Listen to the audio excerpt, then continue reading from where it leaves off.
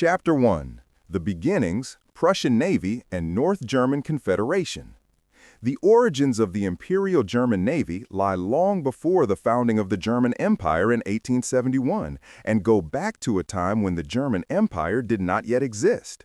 For the German states of the 19th century, the sea was initially less a space for power projection than a border, a trade route, and an uncertain terrain on which other nations exercised dominance. Prussia, which had developed into a major European power since the 18th century, was first and foremost a land army state. Frederick the Great had almost completely ignored the sea. His power was based on the army, not on a fleet. Nevertheless, a slow change began in the first half of the 19th century, which finally paved the way for the Imperial Navy and later the Imperial Navy. The first real naval force with German characteristics was created during the Revolution of 1848. In the course of the struggle for national unity, the Frankfurt National Assembly created the so-called Reichsflotte. This fleet was primarily intended to protect the German coasts against Danish attacks in the Schleswig-Holstein conflict. However, it was only a short intermezzo, poorly financed, plagued by political quarrels, and dissolved again after the failure of the revolution in 1852. Their few ships were sold or transferred to small naval units. Nevertheless, the imperial fleet marked a first symbolic step, the realization that even a united Germany must be able to act at sea. After the end of the imperial fleet, Prussia took on the role of bearer of a German naval power. As early as the reign of King Frederick William IV, a small navy began to be built up, which was initially aimed at protecting the coasts and securing trade. In the 1850s and 1860s, the first Prussian naval arsenals were built, including in Danzig and Wilhelmshaven. At the same time, steamships and gunboats were purchased, which were adapted to modern developments. But the fleet remained weak compared to Great Britain, France, or even Denmark. Politically, the Navy was not a priority in Prussia for a long time. Otto von Bismarck, who became prime minister in 1862, concentrated almost exclusively on the army and alliance policy in Europe. For him, the Navy was at best a means of securing the coasts, but not an instrument for world politics. Nevertheless, even Bismarck had to acknowledge that maritime issues could not be completely ignored. The German-Danish War of 1864 showed that Prussia, without its own fleet, was dependent on the support of Austria, which had a small but powerful navy. The decisive course came after the victory over Austria in 1866 and the founding of the North German Confederation. In this new political structure, the Navy was institutionalized as the Federal Navy. For the first time, there was a naval force that was not only Prussian, but represented the entire League. Wilhelmshaven was developed into a central warport, and the company began to systematically expand its personnel, ships, and infrastructure. The name North German Federal Navy sounds inconspicuous, but in truth it was the direct predecessor of the later Imperial Navy. The fleet of the North German Confederation initially remained small, consisting of a few armored ships, frigates, and gunboats. Their tasks were defensive: coastal protection, securing the sea routes in the North Sea and Baltic Sea, presence vis-à-vis Denmark and France. Nevertheless, a certain self-image began to develop. The first naval officers made careers, the first lines of tradition were laid. At the same time, interest grew among the bourgeoisie in a fleet that would protect German merchant shipping and secure prestige vis-à-vis the maritime powers. The technical developments of the time made a modern fleet particularly costly and complex. The transition from sailing ships to steamships, the use of armor, the introduction of new gun systems, all this required investments that were an enormous burden for a state like Prussia. Therefore, the expansion remained slow and cautious. But in the background, an idea was already being cultivated: that a future united Germany would need not only a strong army, but also a respectable fleet. The Franco-German War of 1870–81 only partially confirmed this view. The German Navy did not play a decisive role in this conflict, as France's naval power was overwhelmingly superior. Nevertheless, it became clear how important it could be to have one's own navy. Even if it was not able to win battles with France or Britain, it could still secure coasts, blockade ports, or be used as a means of exerting diplomatic pressure. Thus, at the end of the 1860s, there was a small but growing fleet, which became the property of the new German Empire with the founding of the Reich in 1871. The Imperial Navy was formed from the Prussian and Federal navies. It was still small, inconspicuous, and without great ambitions. But the foundations were laid. If you wanted to be an empire of world standing, you also had to flag the flag at sea. This insight was to lead to a radical naval policy in the coming decades, which would put Germany on a direct confrontation course with the strongest naval power in the world, Great Britain. Chapter 2. Founding of the German Empire and the First Steps Towards the Imperial Navy, 1871 to 1880. With the proclamation of the German Empire in January 1871 in Versailles, not only a new nation-state emerged, but also a new armed force on the water. The Navy of the North German Confederation was transferred to the Imperial Navy, and with this step, the naval forces received a national basis for the first time. But the navy of the young empire was still a long way from the gigantic naval apparatus that would later be combined with the imperial naval power. Rather, in the 1870s, it was a small unit whose main task was to protect the coast and secure the German ports. Politically, the navy remained of secondary importance at the beginning of the empire. Otto von Bismarck, who was now Chancellor of the Reich, clearly set his priority on the army and the diplomatic safeguarding of the unity of the Reich. He was a realpolitik politician and knew that Germany, as a continental power with its geographical conditions, could hardly compete with Great Britain or France at sea. A large fleet would have been expensive and, at the same time, would have aroused mistrust among the European powers, which Bismarck wanted to avoid. In his eyes, the Navy should exist, but not be expanded to the extent that it could cause foreign policy tensions. The first Imperial Navy of the 1870s was therefore severely limited.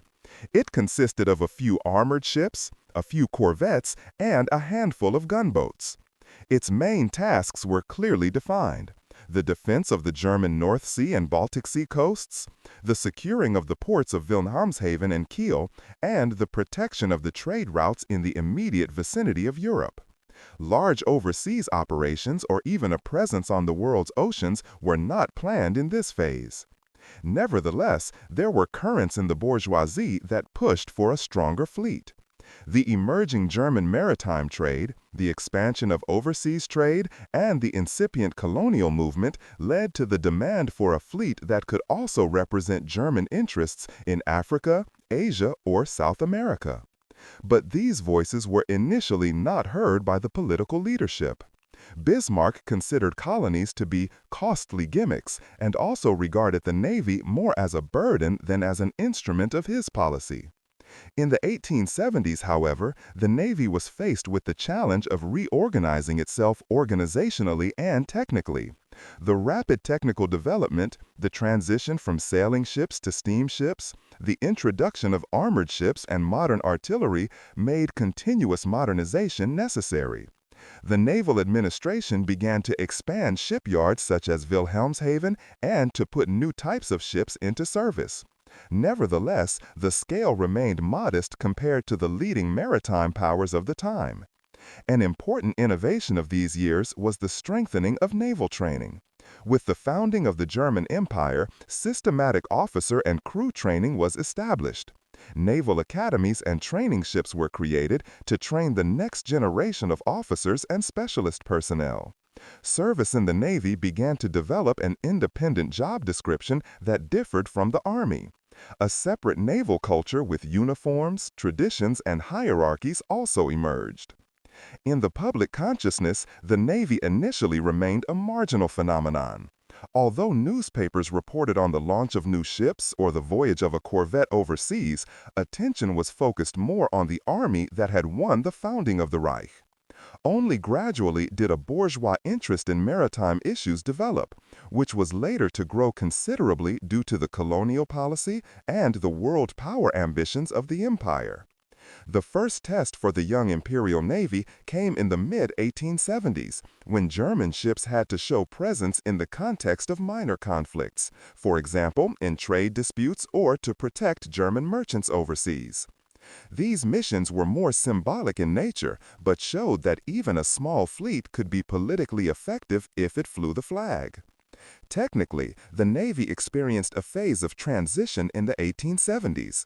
The era of wooden sailing frigates was finally coming to an end, and the future belonged to steam-powered armored warships. Germany began to build its own armored ships, although their number remained small. The focus was on coastal armored ships, which were intended to protect against enemy invasion attempts, not on large battleships for the open sea.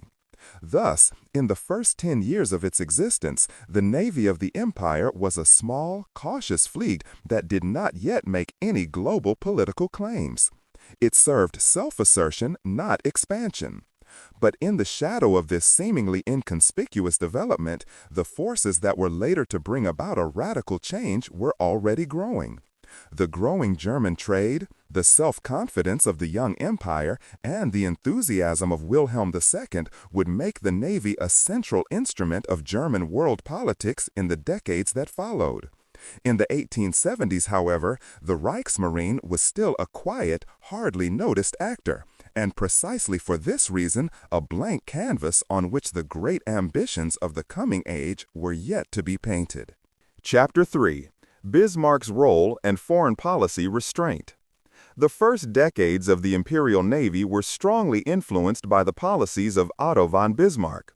The Reich Chancellor, who founded the German Empire in 1871, shaped not only the internal structure of the new state, but also its foreign policy orientation, and thus inevitably the role of the Navy. Bismarck was a man of realism who based Germany's power primarily on the army and the skillful balance of continental powers. For him, the Navy was not a means of conducting world politics, but at most a tool for defending the coasts and protecting German trade interests on a limited scale. Bismarck's basic attitude towards the Navy was marked by skepticism. He knew the financial burdens involved in building a modern fleet, and he knew that any major expansion would immediately arouse the suspicion of the established maritime powers, most notably Britain. A young empire that had just won its unity could not afford to provoke international opposition through an aggressive naval policy. Bismarck wanted peace on the outside in order to consolidate the empire internally. In his eyes, a navy that ventured onto the world's oceans would have gotten Germany into trouble rather than providing security. Therefore, naval policy in the 1870s and 1880s remained characterized by restraint.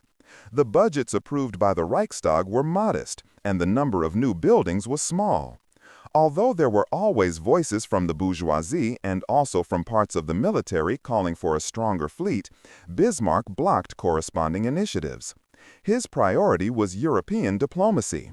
He wanted to isolate France, not alienate Russia, and consolidate the alliance with Austria-Hungary. A large fleet would have jeopardized all this because it would have shifted the balance to Britain's disadvantage. Another reason for Bismarck's reluctance was his assessment of German interests.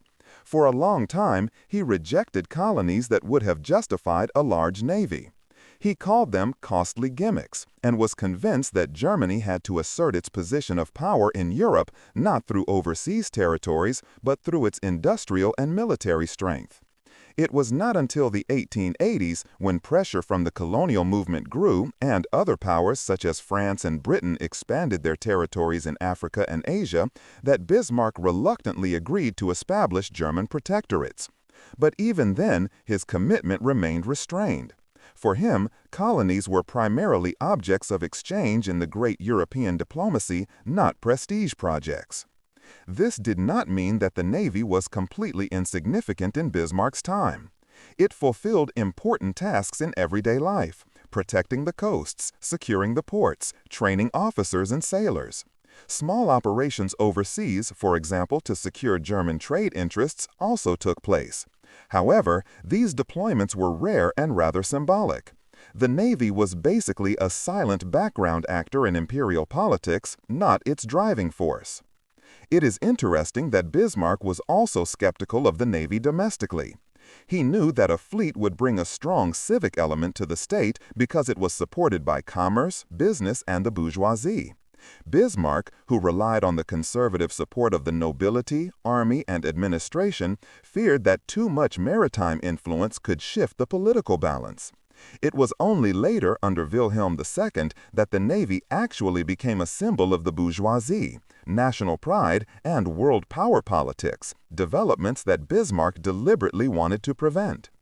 The practical effect of this policy was a navy that remained weak by European standards.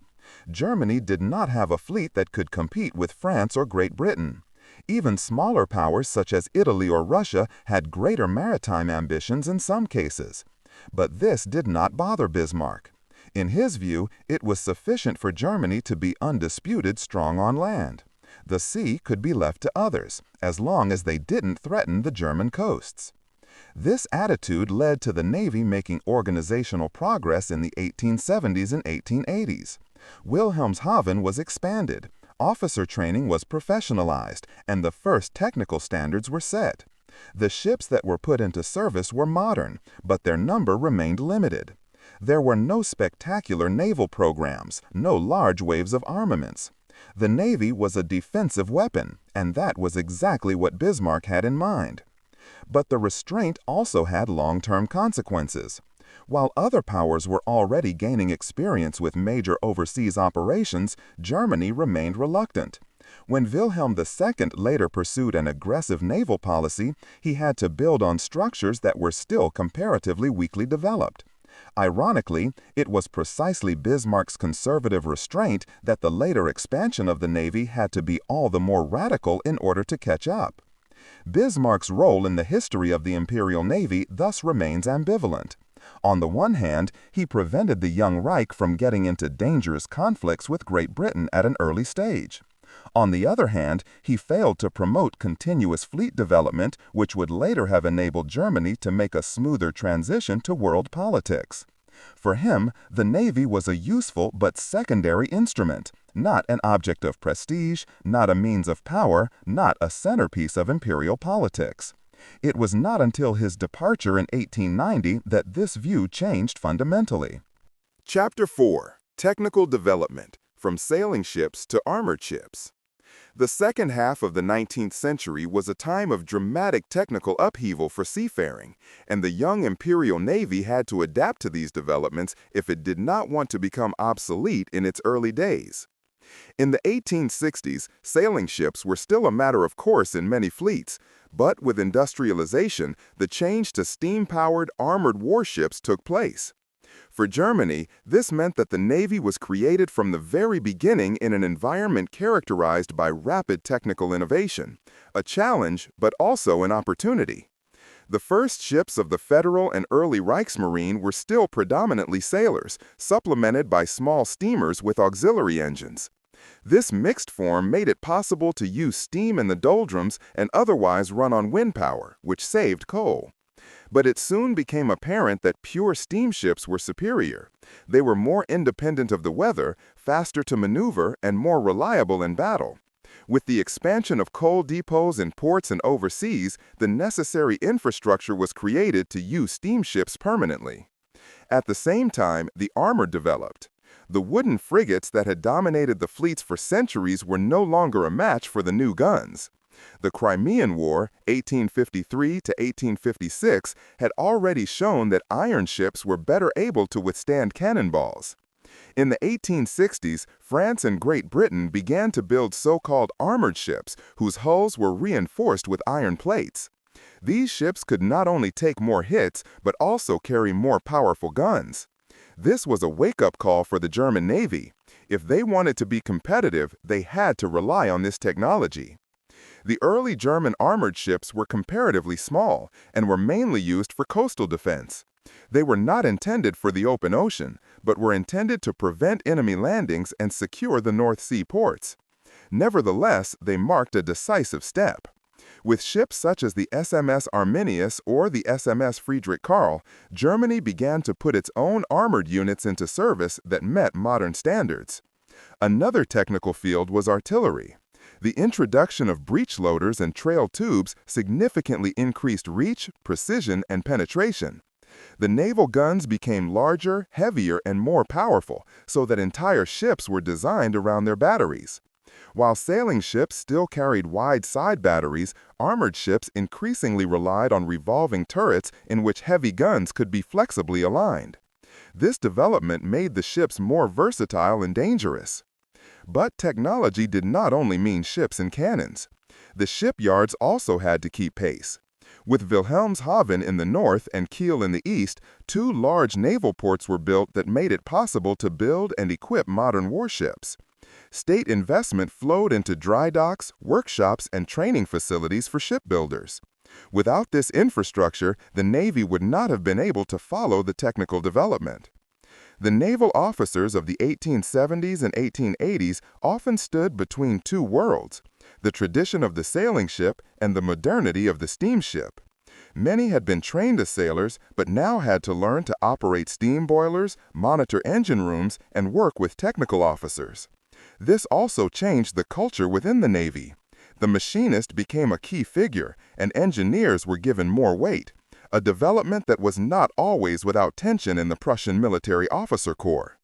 Communication and navigation also made progress. With the introduction of electric telegraphy and later radio, fleet formations could be better coordinated. Accuracy in navigation was crucial for a modern fleet, especially if it was to operate over long distances. This technical side of the Navy was promoted in the Empire from the very beginning, even though the imperial government initially had no global ambitions. Compared to the leading maritime powers, the German Navy remained restrained during this phase. Britain and France invested billions in building powerful battleships designed for the oceans. Germany limited itself to a small defensive fleet. But it was precisely this concentration on modern technology that made it possible to maintain relatively powerful units with limited resources. The fleet was small, but not outdated. The technical development also had a symbolic character. A modern armored ship in the harbor of Wilhelmshaven or Kiel was a visible sign that the young empire was able to keep up with the times. Even if the ships could not compete with British dreadnoughts in number and size, they still signaled self-confidence and the claim to be taken seriously. In the 1870s and 1880s, the Navy was therefore a laboratory of technical progress. The transition from wood to steel, from sail to steam, from bullet to grenade, and from side battery to turret radically changed the face of naval power. Germany was part of this development, albeit still on a limited scale. Later, when Wilhelm II and Tirpitz pushed ahead with the large expansion of the fleet, it was possible to build on these foundations. Chapter 5. Wilhelm II and the Turn to World Power Politics. With the accession of Wilhelm II to the throne in 1888, a completely new era began for the Imperial Navy. While restraint and sobriety dominated under Bismarck, an emperor now appeared on the stage who had a passionate enthusiasm for all things maritime. Wilhelm II saw himself as a sailor at heart, and for him, the Navy was not only a military instrument, but a symbol of national greatness, a tool for realizing his dreams of world power and an expression of personal prestige. Even in his youth, Wilhelm had developed a close bond with the sea. His enthusiasm for ships, ports, and maritime technology was genuine, and as emperor, he made the Navy his pet project. In speeches and appearances, he repeatedly emphasized the importance of naval power for Germany. Under him, the idea was born that a young empire that was growing economically and industrially at a rapid pace also needed a fleet that could live up to this rise. The turn to world power politics initially meant a radical break with Bismarck's line. Wilhelm II believed that Germany had to be not only a continental, but also a maritime great power. For him, the Navy was the instrument with which the empire could secure its place in the sun, an expression he coined in a speech in 1897 and which became emblematic of the new politics. Germany was no longer to stand modestly in the shadow of Great Britain or France, but to self-confidently articulate its claim to global political importance. This vision had several dimensions. Militarily, the Navy was not only to protect the coasts, but also to be present on the world's oceans. Politically, it was intended to enable Germany to secure colonies and vigorously influence international crises. Psychologically, it was intended to strengthen national self-confidence and arouse enthusiasm for the blue uniform among the bourgeoisie. Under Wilhelm II, naval propaganda gained enormous importance. Associations such as the Fleet Association, founded in 1898, collected millions of members and spread the idea that every German must support the Navy. Pictures, books, newspapers, and even children's literature depicted the Imperial Navy as a proud symbol. The emperor himself contributed to the fleet's unprecedented rise in the public perception through frequent ship christenings, inspections, and speeches. The practical expansion started slowly at first, but soon picked up speed.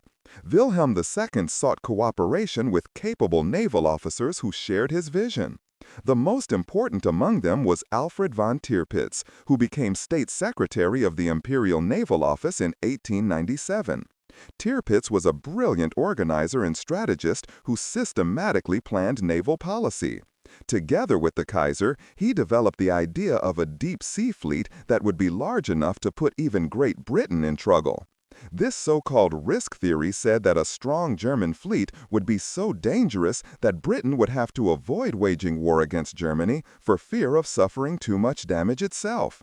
With this logic, the most massive armaments program the Navy had ever seen. But before that could happen, Wilhelm II had to create the political basis. He met with resistance in the Reichstag because a large fleet meant enormous costs. The army, which continued to be the priority of many politicians, saw the Navy as a competing project. Wilhelm II, however, knew how to make the Navy a national concern, and he used the growing colonial movement and the pride of the bourgeoisie to win majorities for naval policy. The 1890s were therefore characterized by growing self-confidence. Colonies in Africa and the Pacific, bases such as Kiacho in China, and an increasing presence at international conferences made it clear that Germany laid claim to a global role. The Navy was the visible symbol of this claim. Ships with the imperial war flag entered overseas ports, and the image of the emperor in an admiral's uniform shaped political culture. But the turn to world power politics was not without risk. Great Britain, which had jealously defended its supremacy at sea for centuries, began to look with suspicion at the German naval armament. While Bismarck had always avoided provoking London, Wilhelm II deliberately led Germany into a course of confrontation. The German-British naval race that unfolded in the following years was a direct consequence of his policy. Wilhelm II saw himself as a modern ruler who wanted to promote industry, technology, and science. In the Navy, he found the perfect field to implement this claim. New shipyards, state-of-the-art battleships, technical innovations, all this was combined with the splendor of monarchical representation. But at the same time, he laid the foundation for a dangerous rivalry that was to have a decisive influence on international politics until 1914. Thus, the accession of Wilhelm II to the throne marked a turning point for the Imperial Navy. Within a few years, a small, defensive fleet, which Bismarck had hardly noticed, became an object of prestige of the Reich, an instrument of foreign policy, and a symbol of national greatness. The Kaiser's enthusiasm for the Navy was genuine and passionate, but it also set Germany on a course that inevitably led it into conflict with the strongest naval power in the world. Chapter 6. Alfred von Tirpitz and the Fleet Act of 1898. If Wilhelm II was the passionate driving force behind German naval policy, Alfred von Tirpitz was the architect who gave it a firm structure. Without Tirpitz, the imperial naval armament would have remained little more than a personal hobby horse of the emperor. With him, however, the Navy received a long-term, well-thought-out strategy, which was cast in legal form and laid the foundation for the German-British naval race. Tirpitz was a naval officer who distinguished himself by expertise, organizational skills, and strategic vision. He had previously gained experience in the torpedo weapon and made a name for himself in tactical matters. When he was appointed State Secretary of the Reich Naval Office in 1897, he found a navy that had ambitious plans but no firm base yet. Tirpitz realized that it would not be enough to build individual ships. Germany needed long-term planning, firm political legitimacy, and a clear strategic justification. His concept was the so-called risk theory. It said that Germany did not need the largest fleet in the world to play a role as a world power. Rather, it would be enough to build a fleet that was so strong that even the superior British Royal Navy would suffer heavy losses in a war. Great Britain, which was dependent on its naval supremacy, would therefore shy away from attacking Germany. With this theory, Tirpitz hoped to be able to politically justify the enormous costs of fleet construction. But theory alone was not enough. Tirpitz knew that he had to convince the Reichstag, the public, and the bourgeoisie of his policies. Therefore, he presented the first fleet law in 1898. This law was a milestone. For the first time, fleet construction was no longer made dependent on annual budget decisions, but was transferred to a long-term plan. The law provided for the construction of 19 battleships, 8 armored cruisers, and 12 large cruisers, which were to be put into service over several years. The highlight of the Fleet Act was its political enforceability. Tirpitz did not present it as a one-off measure, but as a law that gave the Reichstag a clear structure. In doing so, he deprived the opponents in Parliament of the opportunity to block the budgets every year. In addition, he created planning security for shipyards, suppliers, and the Navy itself. Fleet construction thus became a continuous process that was to extend over decades. A decisive factor for the success was the support of the German Fleet Association, which was founded in 1898. This association, supported by bourgeois circles, spread the idea that the construction of a large fleet was a national task. With millions of members, publications, and events, he ensured that the Navy was firmly anchored in the consciousness of the population. Tirpitz was a master at using this movement for his own purposes. The first Fleet Act was only the beginning. A second, even more comprehensive law soon followed in 1900, doubling the number of battleships to 38 and making the claim of the Imperial Navy unmistakable. But the first law of 1898 already marked a turning point. Germany had made up its mind. It no longer wanted to have just a coastal defense fleet, but a deep-sea fleet that was able to be present on the world's oceans and even challenge Great Britain. The practical implementation meant enormous efforts. Shipyards such as the Imperial Shipyard in Wilhelmshaven or private companies such as Blohm & Voss in Hamburg received huge orders. New battleships were designed to meet the most modern standards. Technical progress, especially the development of dreadnoughts from 1906 onwards, forced constant modernization. Tirpitz relied on a fleet consisting of uniform ship classes to increase operational capability, a concept that differed from the diversity of older navies. However, the Fleet Act had not only military but also political consequences. It greatly intensified the rivalry with Great Britain. While the Royal Navy had hardly seen Germany as a threat until then, the systematic expansion of the High Seas Fleet made it clear that Berlin posed a direct challenge. The British public reacted with concern, and the government began to massively expand the fleet. This set in motion an arms race that was to last until the First World War. Domestically, the Fleet Act considerably strengthened the position of the Navy. While the Army traditionally represented the nobility and the conservative elites, the Navy found support above all among the bourgeoisie. Merchants, industrialists, and academics saw in it the symbol of a modern, progressive nation. Wilhelm II used the fleet to increase his own population, and Tirpitz became one of the most powerful men in the empire. However, the price was high. The costs of fleet construction placed a massive burden on the Reich's budget. Critics warned that Germany was financially overwhelmed with its double armaments, army and navy. Social Democrats and parts of the Center Party rejected the naval policy and saw it as an imperialist adventure. But the majority in the Reichstag followed the mood that Tirpitz had skillfully created. The Navy was not just a weapon, but a national prestige project. Thus, the Fleet Act of 1898 was more than a legal document. It was the institutional birth of the German High Seas Fleet. Tirpitz had understood how to translate Wilhelm II's dream into a concrete, plannable, and enforceable policy.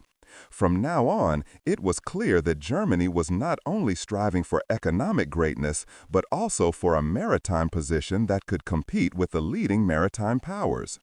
This was the beginning of the rise, but also the fateful race that was to lead Europe to the brink of war in a few years. Chapter 7. The Expansion of the High Seas Fleet and the Risk Theory. With the Fleet Act of 1898, Alfred von Tirpitz had laid the foundation for a new era, but this was only the beginning.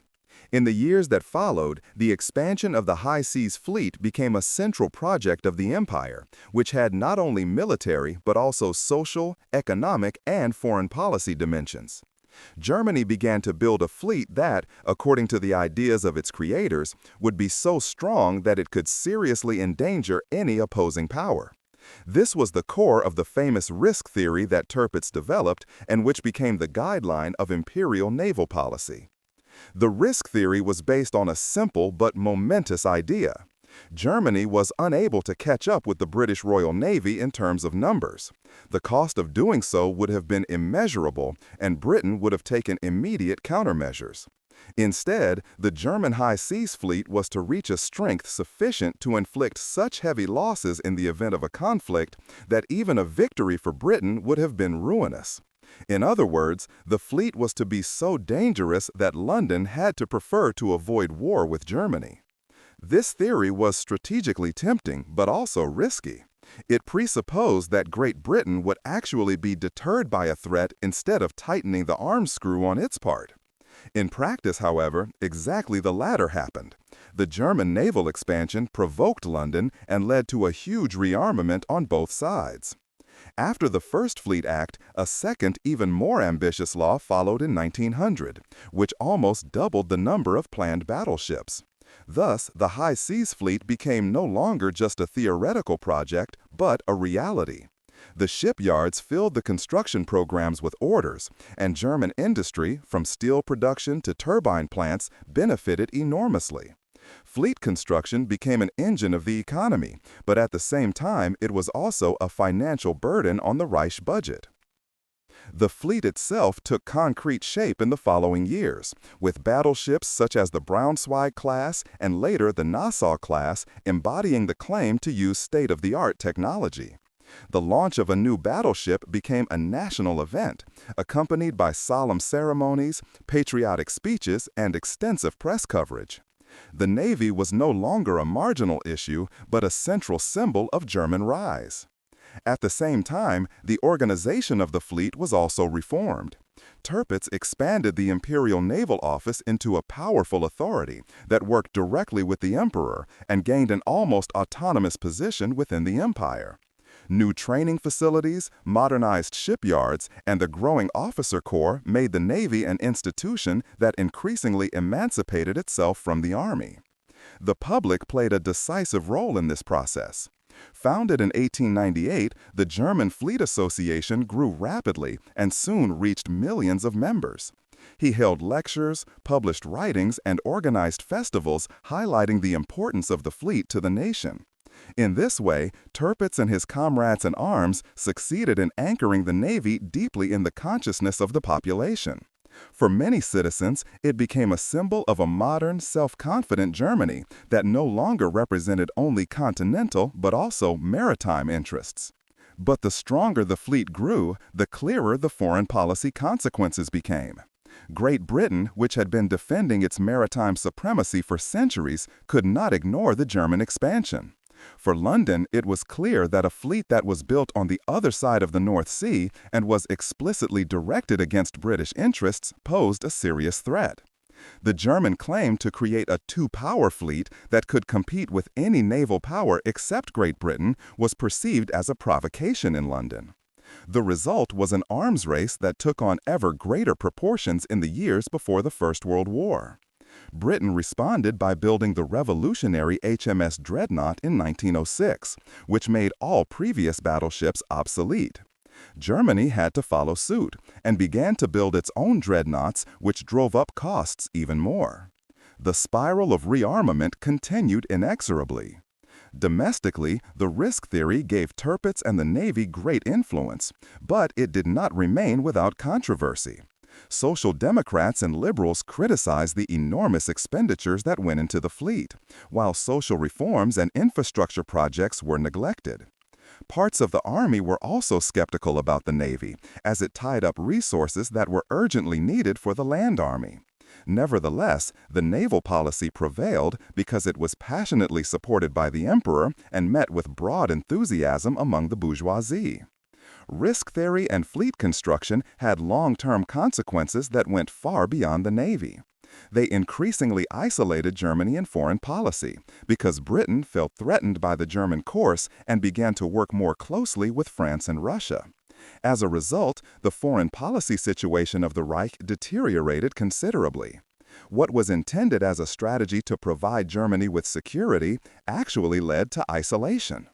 Thus, the expansion of the High Seas Fleet became a symbol of the ambitions but also of the miscalculations of German politics before 1914. Risk theory promised protection through strength, but in reality led to a race that Germany could not win either economically or politically. Chapter 8. Great Britain as a Rival. The German-British Naval Race. No aspect of the history of the Imperial German Navy is as formative as the conflict with Great Britain. While France and Russia were the main opponents of the German Reich on land, the British Royal Navy was at the center of all considerations at sea.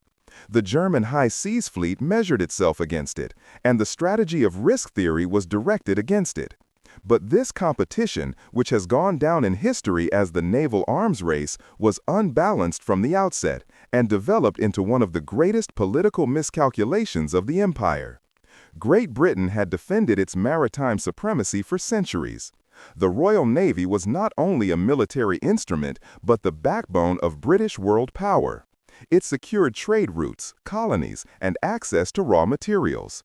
Their claim was the two-power standard doctrine, which stated that the British fleet had to be at least as strong as the next two largest fleets in the world combined. This meant that Great Britain was able to assert its interests worldwide at any time. When Germany began to systematically build up an ocean-going fleet in the 1890s, this had to sound the alarm in London. Unlike France or Russia, Germany was geographically much closer, and its fleet was concentrated almost exclusively in the North Sea, right on Britain's doorstep. While other fleets were scattered across colonies and oceans, the German fleet stood united at a point from which it could pose a serious threat to the British Isles.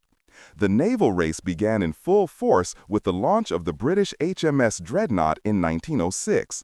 This battleship was revolutionary, faster, better armed, fully armed with heavy guns and powered by steam turbines.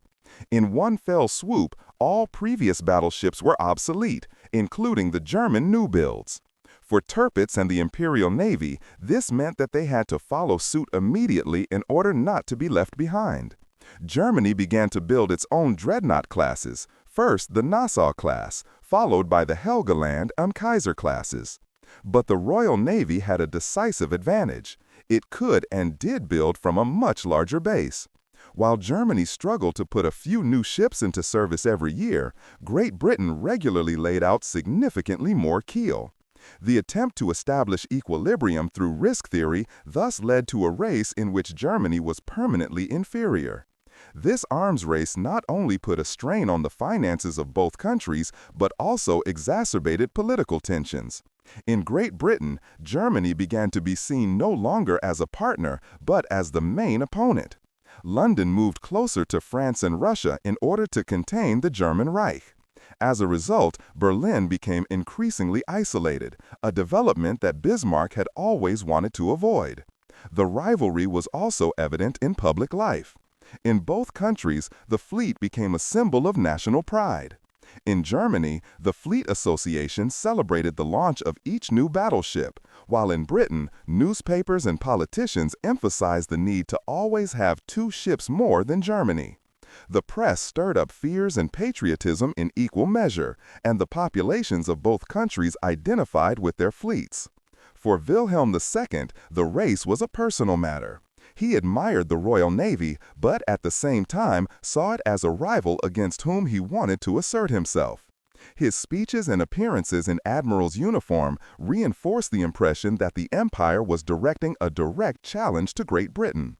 On the British side, on the other hand, the German Navy was perceived as a threat to its existence, as it questioned control of the North Sea. The reality was that Germany never had the economic and geostrategic opportunity to surpass Britain at sea. Although more than 20 modern battleships and numerous cruisers were built between 1907 and 1914, the Royal Navy always remained superior. In 1914, Britain had around 30 dreadnoughts, while Germany was able to put about 17 into service. In addition, Great Britain had worldwide bases, while the German fleet was limited to a few ports such as Wilhelmshaven and Kiel. Nevertheless, the High Seas Fleet remained a prestige project for Germany that attracted attention at home and abroad. Every launch was a signal to the world that Germany was not giving up its claim to maritime greatness. But strategically, the naval armament weakened the empire more than it strengthened it. It intensified the opposition to Great Britain without creating any real superiority. The naval race thus contributed significantly to the escalation of the international situation before the First World War. It created a climate of mistrust in which even diplomatic initiatives had little effect. The fleet, which was actually intended as protection and threatening potential, became a symbol of German isolation and the exaggerated claim to power. The German-British naval race thus shows the ambivalence of the Empire Navy. Technically impressive, politically effective at home, but catastrophic in foreign policy. Instead of providing security for Germany, he turned the Reich into an opponent of the world's greatest naval power, an opponent it could never really defeat at sea. Chapter 9. Battleship Building, Dreadnoughts and Their Meaning. The construction of battleships was at the heart of the imperial naval policy. The first fleet law of 1898 had already provided for the systematic development of a battle fleet. But it was not until the introduction of the dreadnoughts after 1906 that this program reached its full dynamic. The term battleship stood not only for a weapon system, but for the epitome of national power, technological progress, and political prestige. Every new ship that was launched was a sign to the world that Germany was serious about its claim to maritime greatness. HMS Dreadnought, commissioned by the Royal Navy in 1906, represented a revolutionary break. It was faster, more heavily armed, and better armored than any previous ship. For the first time, a battleship had a uniform armament with only heavy guns, arranged in rotating turrets. In addition, steam turbines enabled a significantly higher speed. In one fell swoop, all previous battleships, whether British, German, or French, were technically obsolete. For the Imperial Navy, this was a shock, but also an opportunity. Although the dreadnought made all previous German ships obsolete, it also offered the opportunity to enter the race on the same technical basis. Tirpitz and the Reichsmarinamt immediately recognized the importance and decided to build their own dreadnoughts. In 1907, the first German series, the Nassau class, was laid down. The Nassau class consisted of 4 ships, including the SMS Nassau and the SMS Westfalen. They had 12 28-centimeter guns, heavy armor, and a speed of over 20 knots. Although they still relied on traditional triple expansion engines instead of steam turbines, they were modern ships that were in direct competition with the British dreadnoughts. This was followed by the Helgoland class and later the Kaiser class, which became increasingly powerful. With each new series, the German designers improved range, armor, and artillery. Particularly typical of German battleships was their robust construction. They were considered difficult to sink and were often better armored than their British counterparts, even if they were usually a little behind in speed. However, battleship construction was not only a technical but also an economic challenge. Each of these ships cost enormous sums of money, devouring steel, coal, and labor.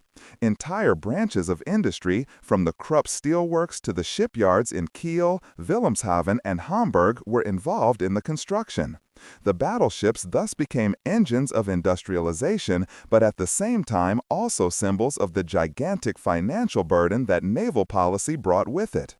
Politically, the battleships were the most visible symbol of Wilhelm II's ambitions for world power. Each launch was a major event at which the emperor was personally present, giving speeches and emphasizing the importance of the fleet for the empire. Newspapers published reports on technical data, pictures of the ships, and patriotic comments. For many citizens, the battleship embodied pride in German industry and the hope of catching up with the maritime powers. At the same time, the new buildings intensified the conflict with Great Britain. The Royal Navy saw every German dreadnought as an immediate threat. Since Great Britain felt committed to the two-power standard, it responded with an even larger number of its own new buildings. So, a race developed in which Germany caught up, but was never really able to threaten British superiority. In 1914, the Royal Navy had about 30 dreadnoughts, while the Imperial Navy had about 17. Strategically, the battleships were part of risk theory. They should not necessarily beat Britain, but be so strong that a war would be too risky for London. But this strategy proved to be a fallacy. Great Britain was not deterred, but continued to expand its fleet. In the end, Germany was in a race that it could hardly win financially and politically. Politically, the battleships were the most visible symbol of Wilhelm II's ambitions for world power. Each launch was a major event at which the emperor was personally present, giving speeches and emphasizing the importance of the fleet for the empire. Newspapers published reports on technical data, pictures of the ships, and patriotic comments. For many citizens, the battleship embodied pride in German industry and the hope of catching up with the maritime powers. At the same time, the new buildings intensified the conflict with Great Britain. The Royal Navy saw every German dreadnought as an immediate threat. Since Great Britain felt committed to the two-power standard, it responded with an even larger number of its own new buildings. So, a race developed in which Germany caught up, but was never really able to threaten British superiority. In 1914, the Royal Navy had about 30 dreadnoughts, while the Imperial Navy had about 17. Strategically, the battleships were part of risk theory. They should not necessarily beat Britain, but be so strong that a war would be too risky for London. But this strategy proved to be a fallacy. Great Britain was not deterred, but continued to expand its fleet. In the end, Germany was in a race that it could hardly win financially and politically. Nevertheless, the importance of the German battleships should not be underestimated. They were technically highly developed, robust, and impressive by international standards. In the Battle of Skagerrak in 1916, they were to prove that they could also hold their own in combat with the Royal Navy. There it became clear that German ships were actually more resilient than their British opponents and survived many hits that would have meant the end of other ships. But apart from the military aspects, the dreadnoughts were also a cultural phenomenon. They were the proud giants of the nation, sung about in poems, immortalized in paintings, and celebrated in patriotic songs. They embodied the idea that Germany was not just a continental power, but a global maritime power. Thus, battleship construction became the heart of the Imperial Navy. Technically, it meant entry into the first league of world powers. Politically, it was the symbol of Wilhelm II's ambitions for world power and the basis for the German-British conflict. But strategically, it led to a dead end, as the German fleet never became strong enough to really challenge the Royal Navy and, at the same time, poisoned the relationship between the two countries by its very existence. Chapter 10. Everyday Life on Board, Sailors, Officers, and Discipline. As impressive as the Imperial battleships seemed at parades and launches, the lives of the men who manned them were hard and full of deprivation. Everyday life on board the Imperial Navy was characterized by strict discipline, clear hierarchies, and a hard service that demanded a lot from the soldiers, both physically and mentally. There was a social distance between officers and sailors that was deeply rooted in the military self-image of the empire. The officers mostly came from bourgeois or noble families. They underwent training at the Naval Academy in Kiel and served on training ships before being transferred to larger units. Officers were not only military leaders but also representatives of the empire. They cultivated an elitist habitus that clearly set them apart from the teams. Uniforms, manners, and the claim to social prestige reflected this difference in status. The sailors, on the other hand, were recruited from all parts of the empire, but above all from workers' and craftsmen's families. Many of them enlisted for service because the Navy offered a permanent job, promised adventure, or was considered a springboard into the merchant navy. Others were drafted through conscription. On board, they were responsible for the hard physical work: shoveling coal in the engine room, cleaning the deck, operating the guns, guard duties, and countless routine tasks that made it possible for a ship to run smoothly. Life on a battleship was cramped, noisy, and exhausting. Hundreds of men lived in a confined space, often in hammocks close to each other. The air was stuffy, especially in the engine room, where temperatures were high and working with coal and steam was extremely stressful. Hygiene was a constant problem, and diseases could spread quickly. Nevertheless, the Navy tried to keep the conditions bearable through regular inspections and medical care. The food was simple but sufficient. Bread, stews, pea sausage, canned meat, and coffee were the staple foods. Fresh fruit and vegetables were rare and usually only available during port layovers. Sailors often joked that their diet consisted of cabbage, bread, and potatoes. Alcohol was allowed in the form of the daily rum ration, but served as much for discipline as for pleasure. The discipline was strict and often draconian. Obedience was paramount, and orders were carried out without discussion. Violations of the order were severely punished, whether by arrest, punitive drill, or, in serious cases, by many years of imprisonment. The harshness reflected the spirit of the imperial era, in which military drill and strict hierarchy were considered the basis of order. However, it was precisely this harshness that contributed to the growing dissatisfaction and resistance among the sailors during the war years. Despite all the hardships, everyday life also had its routines and social sides. There was free time in the form of music bands, sports, reading hours, or singing together. Camaraderie played a major role, because only through mutual support could the burdens be endured. Many sailors developed a strong cohesion that carried them through the hardships of service. The officers, on the other hand, led a much more comfortable life. They had their own cabins, an officer's mess, and better food. Their world was permeated by etiquette, social rules, and a certain distance from the teams. The relationship was paternalistic. Officers saw themselves as superiors who had to lead and educate the crews, not as equal comrades. Everyday life on board was also characterized by constant exercises and maneuvers. Gun drills, signal exercises, machine checks, and battle stations determined the daily routine. Even in peacetime, the Navy was in constant training in order to be immediately ready for action in an emergency. Particular emphasis was placed on precision and order, virtues that were considered decisive in the German Navy. A special element of everyday life on board was the representative function of the Navy. Ships were regularly sent on foreign voyages to show German presence overseas. In such cases, the ships were spruced up and officers appeared in parade uniforms.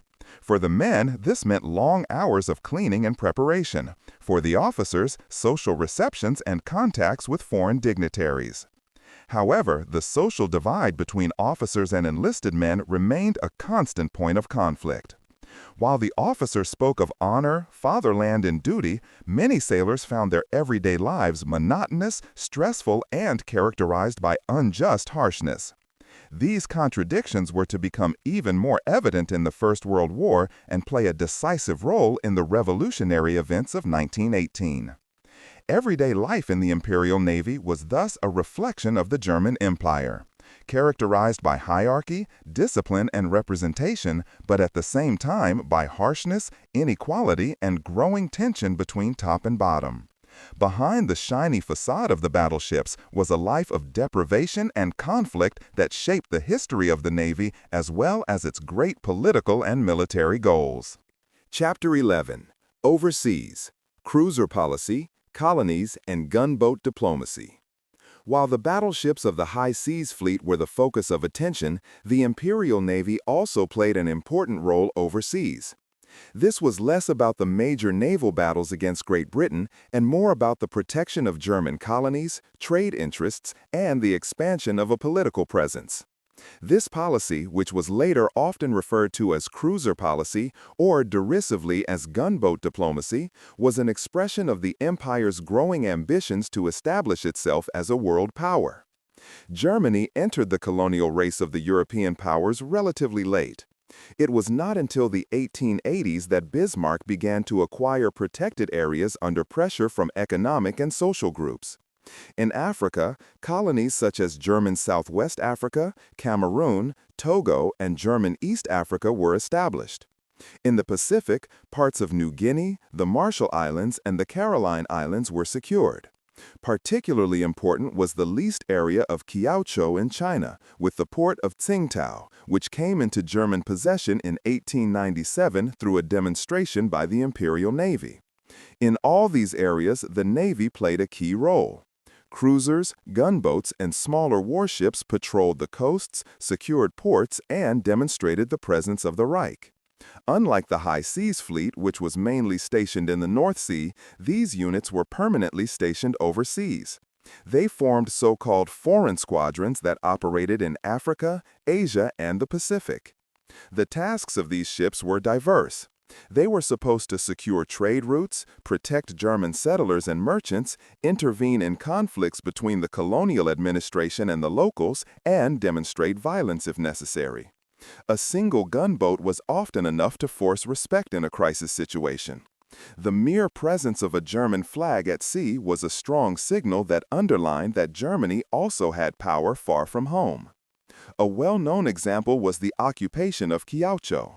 In 1897, 2 German missionaries were murdered in China. Wilhelm II took advantage of this incident to send the Navy to East Asia. 2 cruisers unceremoniously occupied the port of Tsingtao, and China was forced to lease the area to Germany. In a short time, a modern base with shipyards, barracks, and an exemplary port facility was built there. Kiautschou became a symbol of German colonial power in Asia, and the Navy played a central role in securing it. In Africa, too, there were repeated missions in which German ships supported the colonial administration. In Cameroon and German East Africa, uprisings were suppressed by gunboats shelling coastal towns or landing troops landing. The Navy was less an instrument of major wars than a tool for enforcing colonial rule in everyday life. Gunboat diplomacy, however, was not limited to colonies. The empire also used its navy to exert influence in international crises. One example is the Morocco crisis of 1905, when the German gunboat SMS Panther appeared in the port of Tangier to underline Germany's claim to have a say in Morocco. In 1911, the scene was repeated in Agadir, where the Panther showed up again, an event that exacerbated tensions with France and Britain. These missions were often more symbolic than military, but they served their purpose. They showed that Germany was a power that had to be taken seriously outside Europe as well. However, they also led to conflicts because they provoked other powers and strengthened the image of the new troubled Germany. For the cruisers of overseas, life overseas was a mixture of adventure, hardship, and isolation. Long journeys, tropical climate, diseases, and the distance to home were great burdens. At the same time, these trips offered experiences that remained unforgettable for many sailors. Frequent port stays in exotic cities, contacts with foreign cultures, and the role as representatives of the empire gave the overseas service a special touch. The cruisers also differed technically from the battleships of the high seas fleet. They were smaller, faster, and built for long-distance operations. Their armament was strong enough to bombard coasts or defend against other cruisers, but was not intended to take on an entire battle fleet. Some of these ships later became famous during the First World War, such as the SMS Emden, which became legendary for its cruiser war in the Indian Ocean. Thus, cruiser policy complemented the high seas fleet and made the Imperial Navy a globally present instrument. It combined military strength with political symbolism and underlined the empire's claim to be a world power. But here, too, ambivalence was evident. Although the presence overseas was impressive, it could not compensate for German structural disadvantages, lack of colonial experience, limited bases, and diplomatic isolation. The Navy was thus not only a weapon, but also a political tool that had an effect through its mere presence. In the colonies, in international crises, and on the trade routes, it carried the image of the empire out into the world. But at the same time, it increased tensions with other powers and contributed to Germany being perceived as a challenger to the existing order. For the cruisers of overseas, life overseas was a mixture of adventure, hardship, and isolation. Long journeys, tropical climate, diseases, and the distance to home were great burdens. At the same time, these trips offered experiences that remained unforgettable for many sailors. Frequent port stays in exotic cities, contacts with foreign cultures, and the role as representatives of the empire gave the overseas service a special touch. The cruisers also differed technically from the battleships of the high seas fleet. They were smaller, faster, and built for long-distance operations. Their armament was strong enough to bombard coasts or defend against other cruisers, but was not intended to take on an entire battle fleet. Some of these ships later became famous during the First World War, such as the SMS Emden, which became legendary for its cruiser war in the Indian Ocean. Thus, cruiser policy complemented the high seas fleet and made the Imperial Navy a globally present instrument. It combined military strength with political symbolism and underlined the empire's claim to be a world power. But here, too, ambivalence was evident. Although the presence overseas was impressive, it could not compensate for German structural disadvantages, lack of colonial experience, limited bases, diplomatic isolation.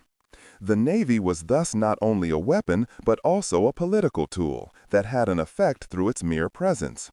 In the colonies, in international crises, and on the trade routes, it carried the image of the empire out into the world. But at the same time, it increased tensions with other powers and contributed to Germany being perceived as a challenger to the existing order.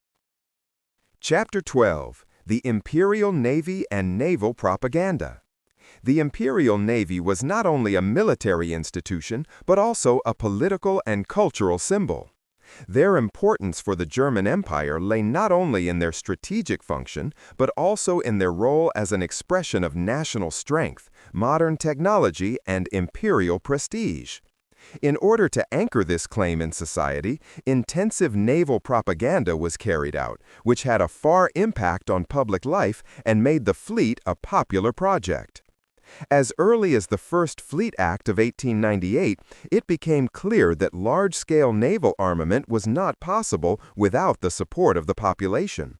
The Reichstag repeatedly had to approve large funds, and these decisions could only be secured by public pressure and patriotic enthusiasm. Alfred von Tirpitz recognized the importance of public opinion early on, and therefore supported the founding of the German Fleet Association, which soon became one of the largest mass associations in the empire. The Fleet Association had the task of making the Navy popular among the population. He organized lectures, exhibitions, fleet festivals, and published brochures, magazines, and posters. Readings were held in schools, and even children's books dealt with the proud battleships of the emperor. Millions of members joined the association, from students to craftsmen to industrialists. This made the Navy a topic that had an impact far beyond military circles. The Navy also found a firm place in art and the media. Painters created impressive images of battleships, port facilities, and naval battles, which were printed in magazines and exhibited in public buildings. Poets and writers celebrated the fleet as a symbol of national greatness. Newspapers reported extensively on launches, maneuvers, and trips abroad. The emperor himself regularly appeared in an admiral's uniform, gave speeches, and used every opportunity to showcase his personal enthusiasm for the Navy. An important part of the propaganda was the symbolism of the fleet. The battleship was considered a nation that had become steel, as proof of the efficiency of German industry and the technical progress of the Reich. Each new class of ship was proudly presented, each launch staged as a national event. The fleet was more than a collection of warships, it became a reflection of the power and self-confidence of the empire. Of particular importance were the fleet parades and maneuvers that regularly took place in front of the public. Thousands of spectators flocked to the shores to see the mighty battleships lined up as they passed each other and displayed their guns. These stagings were not only intended to demonstrate the strength of the Navy, but also to create a sense of community. Every German should be proud of the fleet and identify with it. However, the propaganda was not only directed internally, but also externally. The presence of German ships overseas, participation in international exhibitions, and the publication of pictures in foreign newspapers were part of a deliberate strategy to make Germany's claim to world standing visible. The Navy was a means of enforcing respect, at the same time showing that Germany was in the front row of the great powers. At the same time, naval propaganda also had an integrative function domestically. The empire was a multi-ethnic state with regional differences and political tensions. The Navy offered a common symbol that worked across classes, regions, and denominations. While the army was strongly associated with Prussian militarism and the nobility, the Navy had a more modern, bourgeois character. She appealed to the up-and-coming middle class, which identified with technology, progress, and world trade. However, naval propaganda was not free of exaggerations. It often portrayed the fleet as invincible and gave the impression that Germany would soon be on a par with Great Britain at sea. In reality, the Royal Navy remained superior, and the race was hardly winnable for Germany. Nevertheless, the propaganda created expectations among the population, which maintained political pressure to continue arming and expanding the fleet. The Navy thus became a central part of the national identity in the empire. In songs, poems, and pictures, it was celebrated as a guarantor of the security of the empire and as a symbol of its claim to world prestige. Children grew up with stories of brave sailors and proud battleships, while adults were proud members of the Fleet Club and admired the fleet on postcards and collectible cards. But it was precisely this close link between the Navy and national pride that made the project so dangerous. The more the fleet became a symbol of German greatness, the more difficult it was to show compromise or restraint in foreign policy. A navy that was considered a national sanctuary could not simply be reduced or abandoned. In this way, the propaganda indirectly contributed to the fact that Germany was drawn deeper and deeper into the rivalry with Great Britain and tensions with other powers. Thus, the Imperial Navy was not only a military instrument, but also a cultural and political phenomenon. It lived not only on the seas, but also in the minds of the people. Through propaganda, symbolism, and staging, it became an integral part of the national self-image, a symbol that generated pride but also fueled expectations that ultimately led to the First World War. Chapter 13, Crises Before 1914, Morocco Crisis, Balkan Wars, and Naval Policy. The years before the First World War were marked by constant international tensions for the Imperial Navy. While naval construction strengthened the prestige of the empire at home, it led to conflicts in foreign policy that erupted in several crises. In particular, the disputes over Morocco and the developments in the Balkans made it clear how closely the Navy was linked to the political ambitions of the empire and how much it contributed to the aggravation of the international situation. The First Morocco Crisis of 1905 was a key moment. France had begun to expand its influence in Morocco, and Germany did not want to accept this. Wilhelm II demonstratively traveled to Tangier, where he publicly supported Morocco's independence. Behind this gesture was the intention of thwarting France's plans and underlining Germany's role as a great power. In the background, the Navy played an important role because its mere existence gave emphasis to German diplomacy. But the plan failed. Instead of isolating France, the crisis led to Britain and France moving closer together and the Entente consolidating.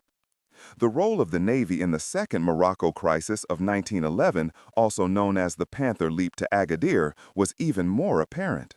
When France intervened again in Morocco, Germany sent the gunboat SMS Panther to the port of Agadir. Officially, it was supposed to protect German interests, but in reality, it was a signal of strength, a classic demonstration of gunboat diplomacy. But this time, too, the plan backfired. Instead of forcing concessions, Germany provoked a crisis that almost ended in war. Britain openly sided with France, and German naval policy was finally perceived as a threat in London. The two Morocco crises made it clear that the Imperial Navy played a central role not only militarily but also politically. Its presence overseas, its symbolic power, and its connection to the prestige of the empire meant that it was repeatedly used as a means of exerting pressure. But instead of commanding respect, it reinforced Germany's isolation and the mistrust of the other powers. Parallel to the Morocco crises, the situation in the Balkans also came to a head. The Balkan Wars of 1912 and 1913 shook the European order, and the Navy also played an indirect role here. Germany supported Austria-Hungary as an ally, while Russia sided with Serbia. Although the main battles were land wars, naval policy influenced the balance of power. Great Britain, alarmed by the German fleet expansion, was now even more determined to form a counterweight together with France and Russia. Here, too, the Navy acted as a catalyst for the consolidation of alliances. During these years, German naval policy was further advanced. The dreadnoughts of the Imperial Navy were regularly launched, and the Reichstag approved new funds despite growing criticism. Tirpitz stuck to his risk theory, even though it became increasingly clear that Britain was not deterred, but rather spurred on. The race at sea accelerated, and the political atmosphere in Europe became increasingly tense. Internally, naval policy remained a popular project, supported by the Fleet Association and clever propaganda. But there were also growing voices of criticism. Social Democrats and parts of the center warned that the enormous costs were exacerbating social tensions and overburdening the Reich financially. Nevertheless, naval armament continued because it was considered a national task and was closely linked to the prestige of the empire. The crises before 1914 made it clear that the Navy was not only a weapon, but also a symbol that pushed German foreign policy in a dangerous direction. The gunboat diplomacy in Morocco, the naval parades in the North Sea, and the tireless propaganda reinforced the image of an empire that wanted to ruthlessly assert its interests. For France and Great Britain, the German fleet was less an instrument of protection than a provocation that threatened their own interests. The crises thus contributed decisively to the hardening of the fronts in Europe. Germany was increasingly isolated, while the Entente moved ever closer together. The Navy, which was actually intended as a guarantor of security, became one of the main reasons for distrust of the empire. When the July crisis escalated in 1914, it was not only the Balkan conflicts and the assassination attempt in Sarajevo that provoked the war, but also the years of naval policy that had created the climate of mistrust. This shows that the Imperial Navy made history in the years before 1914 less through major naval battles than through its political impact. It was the instrument that brought Germany onto the stage of world politics, and at the same time, the factor that drove it into isolation and helped pave the way to World War. Chapter 14. The Outbreak of World War I, Mobilization and First Operations. When the July crisis escalated in the summer of 1914 and the First World War finally broke out, the Imperial Navy also became the focus of attention. For decades, it had been built, propagated, and celebrated as a symbol of German power. Now she was to show whether she could live up to expectations. But already in the first weeks of the war, it became clear that the role of the fleet did not correspond to the ideas that Wilhelm II, Tirpitz, and many enthusiastic citizens had cherished. With the declaration of war on Russia and France in August 1914, the mobilization of the High Seas Fleet also began. In Wilhelmshaven, Kiel, and other naval bases, there was feverish activity. Ships were loaded with coal, ammunition, and provisions. The crews received their orders, and the squadrons gathered in their operational areas. The mood was one of patriotism on the one hand, but also of uncertainty on the other, as no one knew how the mighty British Royal Navy would behave. The High Seas Fleet, under the command of Admiral Friedrich von Ingenohl, was nominally strong, with over 20 modern battleships, cruisers, and destroyers. But their strategic location was problematic. Directly opposite in the North Sea, the British Grand Fleet was waiting, numerically superior and able to hit Germany severely through a naval blockade. Tirpitz's risk theory had relied on deterrence, but now it became clear that Britain was by no means backing down. Instead, the Royal Navy concentrated its forces to constrict the empire. In the first few weeks, German operations were limited to cautious advances. Small cruisers and destroyers carried out mine operations, laid barriers in the North Sea, and tried to attract British units. On 28 August 1914, the Battle of Heligoland took place, the first major naval battle of the war. Several British cruisers entered the North Sea and encountered German units. Although the Imperial Navy fought bravely, it lost several ships, including the cruisers Mainz, Ariadne, and Cologne. The outcome was a shock for the German public, which had hoped for a quick success. At the same time, another drama was playing out on the world's oceans. The German overseas cruisers, which were stationed in Asia, Africa, and the Pacific in peacetime, suddenly became hunted. The most famous of these units was the SMS Emden, which waged a successful trade war in the Indian Ocean and captured numerous enemy merchant ships. The East Asia Squadron under Admiral von Spee also achieved successes at first, especially in the Battle of Coronel off the Chilean coast in November 1914, where 2 British cruisers were sunk. But already in December, Spee's squadron suffered a crushing defeat at the Falkland Islands, which destroyed the dream of a permanent German presence overseas. While the High Seas Fleet waited in the North Sea, the naval leadership began to rely more on submarines. As early as August 1914, German U-boats achieved spectacular successes. On 22 September 1914, U-9 torpedoed 3 British cruisers within a few hours and sank them. This act shook the British Navy and made the submarine a new, feared weapon. From now on, the submarines were to play a central role in the war, even if their number was still limited at the beginning.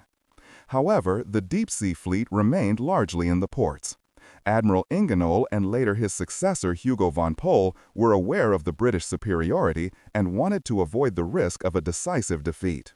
Instead, they relied on limited advances and on weakening the British fleet with mines and submarines. As a result, the expensive battleships, which had been built over years of work, were hardly used in the first months of the war. This restraint generated frustration among the public. Many had believed that the High Seas Fleet would challenge the British opponent and gain glory in a major battle. Instead, British ships were seen dominating the North Sea and blocking the German coast. The contrast between expectations and reality was great and led to an initial disillusionment in the enthusiasm for the fleet. Nevertheless, the Navy fulfilled an important task. It tied up British forces in the North Sea and prevented them from being used on other fronts. At the same time, submarine warfare began to unfold, which was to become more and more important in the coming years. The first months of the war made it clear that the decision at sea would not be made by the large battleships, but by a combination of blockade, submarines, and overseas operations. At the outbreak of the First World War, it became apparent that the Imperial Navy had an impressive fleet, but that it was limited by its strategic location and British superiority. The expectations of a quick, glorious, decisive battle were not fulfilled. Instead, a grueling naval war began, which became more and more severe in the coming years, and which the role of the Navy turned out to be very different from what its creators had planned. Chapter 15. The North Sea Blockade and the Submarine War. With the beginning of the First World War, it quickly became apparent that the British Royal Navy was prepared to use its superior fleet strategically to drive Germany into a corner economically and militarily. While the German army led huge offensives on the western and eastern fronts, a less visible but equally decisive battle began at sea, the British blockade of the German North Sea coast. This blockade and the German response to it, the systematic use of U-boats, shaped naval warfare until 1918. The British blockade was based on the enormous superiority of the Royal Navy. Great Britain controlled the access to the North Sea, especially the English Channel and the northern sea routes between Scotland and Norway. As early as the autumn of 1914, the British Grand Fleet stationed powerful formations in Scapa Flow, while cruisers and destroyers monitored the North Sea. The aim was to cut off German overseas trade, block the import of raw materials, and starve the German economy. Germany was heavily dependent on imports, whether cotton, copper, rubber, or food. The blockade therefore soon hit the civilian population, which suffered from rising prices and supply bottlenecks. Although attempts were made to develop substitutes, so-called substitutes, these could not compensate for the shortage. Until 1916, the population clearly felt the effects, and the supply crisis exacerbated the mood in the Reich. The High Seas Fleet was unable to break through the blockade. A direct attack on the British Grand Fleet would have meant an enormous risk that the German Naval Command did not want to take. Instead, asymmetrical means were sought to compensate for British superiority. This is where the submarine came into play, which had already proven to be a surprisingly effective weapon in 1914. The German U-boats began to attack enemy merchant ships in order to prevent supplies to Great Britain. Initially, they were limited to military targets, but soon civilian ships were also targeted. In 1915, one of the most controversial events of the war occurred: the sinking of the British passenger steamer Lusitania by the submarine U-20. More than 1,000 people, including many U.S. citizens, died. The event sparked an international outcry and brought the United States to the brink of entering the war. As a result, the German Naval Command had to temporarily stop unrestricted submarine warfare in order not to provoke the USA. But the blockade became increasingly harsh, and the situation in the Reich deteriorated. From 1917 onwards, it was finally decided to resume unrestricted submarine warfare. Now, the German U-boats attacked every ship that was on its way to Great Britain, regardless of nationality or civil status. The aim was to bring Great Britain to its knees in a few months. Initially, this strategy was extremely successful. Hundreds of ships were sunk, and the British supply situation deteriorated dramatically. The U-boats operated in packs, laid mines, and chased convoys. For a short time, it seemed as if Germany could break the naval blockade by a counter-blockade with submarines. But the Royal Navy reacted. With the convoy system, which was introduced from 1917 onwards, merchant ships could be better protected. Destroyers, corvettes, and aircraft accompanied the convoys, and losses decreased significantly. At the same time, new technologies such as depth charges and listening devices were developed to detect submarines. Thus, the balance of power tipped again in favor of the British. The submarine war also had serious political consequences. The reassumption of unrestricted submarine warfare in January 1917 led directly to the entry of the USA into the war a few months later. In doing so, Germany had drawn an opponent into the war whose industrial and military resources tipped the scales decisively in favor of the Entente. Strategically, the decision thus proved fatal. For the German civilian population, the British blockade remained noticeable until the end of the war. Hunger, undersupply, and shortages characterized everyday life, especially during the so-called Rutabaga winter of 1916-17. The Navy could not break this pressure, even though the submarines achieved great success. In the end, the blockade and the inability of the high seas fleet to break through it proved to be decisive factors in the defeat of the empire. Thus, the Navy was seen in a paradoxical light. Its powerful battleships remained largely unused, while small, inconspicuous submarines became the main weapon. The blockade and the submarine war made it clear that the imperial strategy of betting on a major decisive battle was out of touch with reality. Instead, a grueling war of attrition at sea determined the fate of the empire. Chapter 16. The Battle of Jutland, 1916. Climax of the High Seas Fleet. The years 1914 and 1915 were characterized by restraint, smaller battles, and the growing use of U-boats for the high seas fleet. But the naval leadership knew that the massive battleships that the Reich had built with so much effort could not simply stay in port. They had to prove their strength at some point.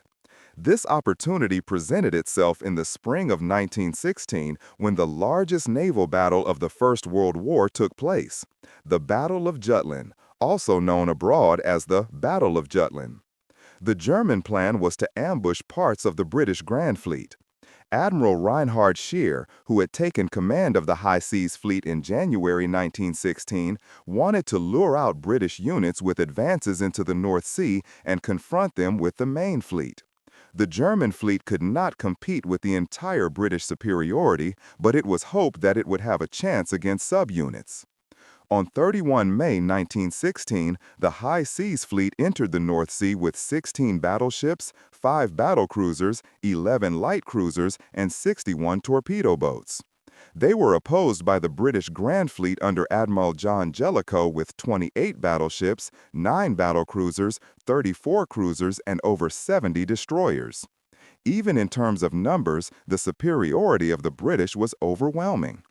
The battle began in the afternoon when German and British battlecruisers met. Under the command of Admiral Franz von Hipper, the German ships opened fire and were able to severely damage several British cruisers. The British ships Indefatigable and Queen Mary exploded after being hit by German artillery and sank with almost all crew members.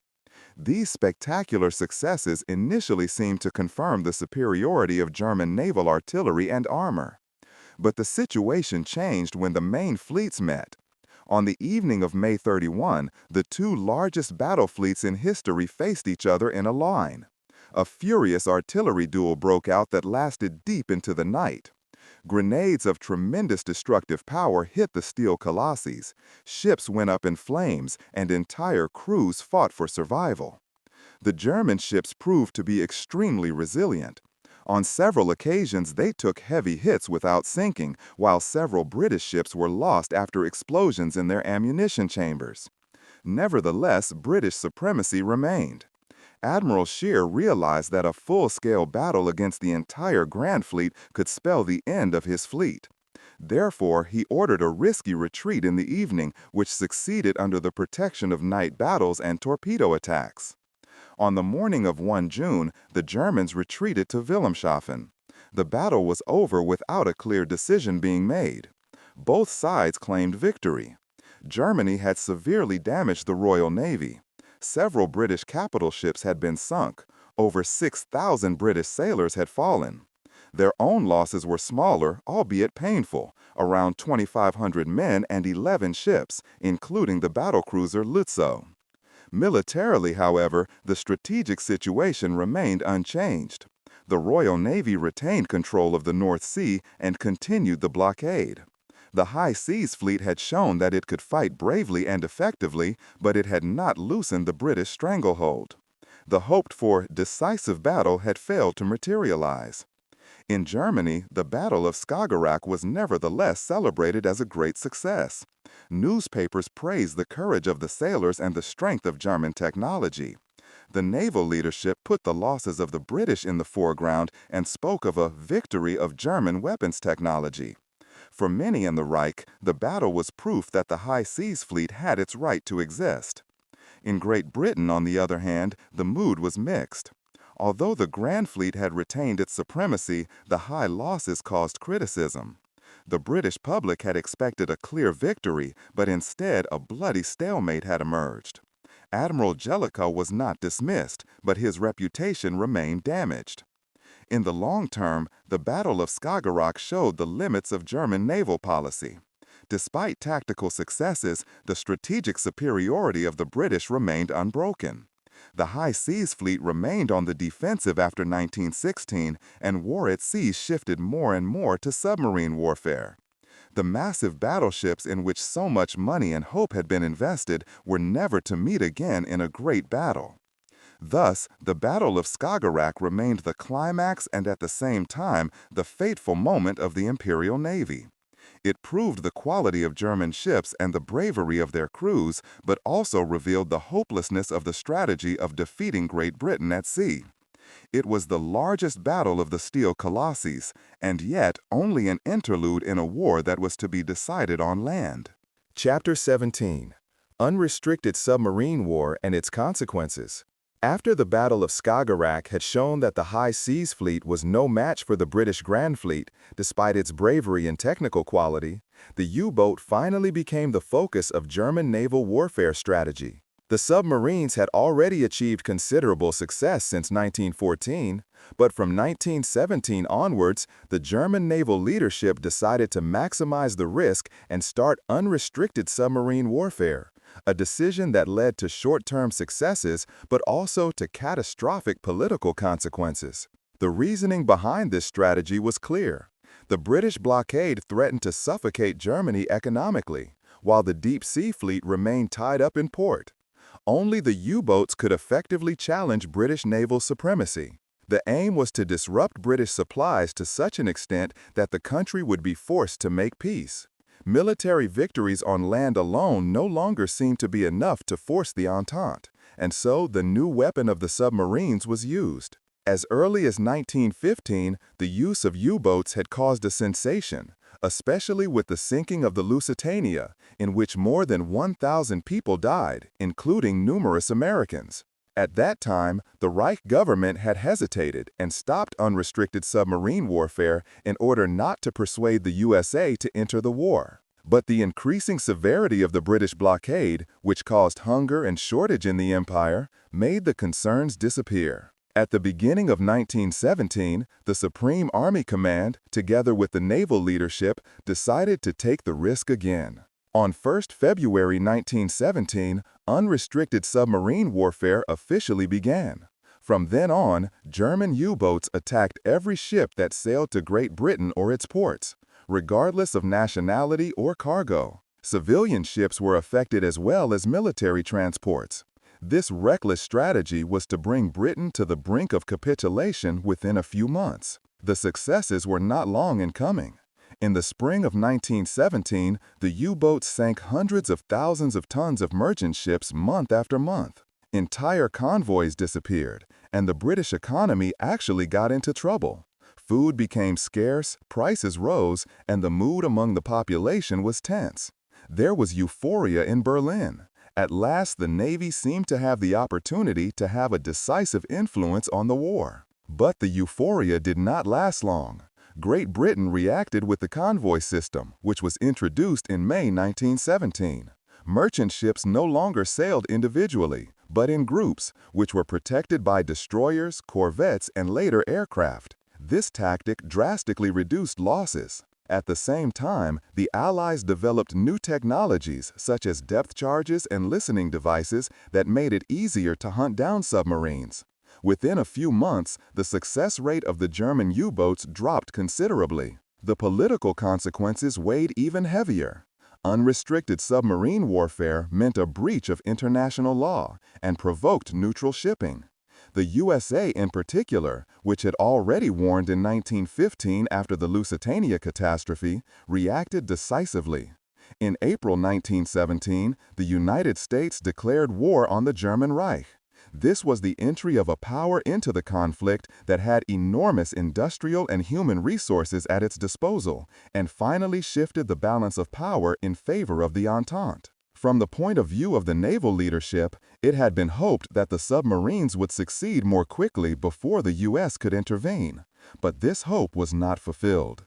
Instead, the new American involvement led to the Allies becoming even stronger, while Germany continued to suffer from the blockade. The decision to start unrestricted submarine warfare thus proved to be strategically disastrous. For the U-boat crews, the service was particularly hard during this phase.